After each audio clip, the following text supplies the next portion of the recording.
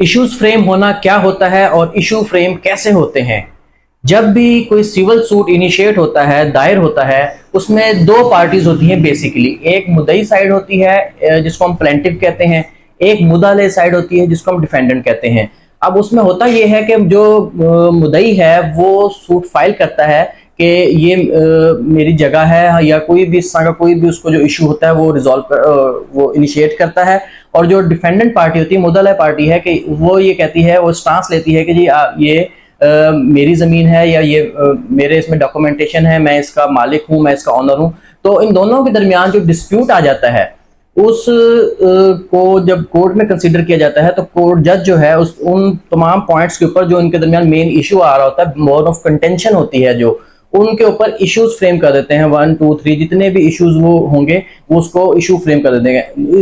इस प्रोसेस को हम इशू फ्रेम होना कहते हैं। और होते कैसे हैं, जब कोई भी मामला दोनों पार्टीज के दरमियान बोन ऑफ कंटेंशन हो रहे हों, वजह बन रहे हों, उसको हल करना जरूरी हो, और जो पॉइंट्स होते हैं उनको हम इशू फ्रेम करते हैं। और वो जज वो इशू फ्रेम करने के बाद उसके ऊपर एविडेंसेस कलेक्ट करता है और उसके बाद वो केस का फैसला सुनाता है। तो ये तमाम प्रोसीजर होता है इश्यूज फ्रेम होने का।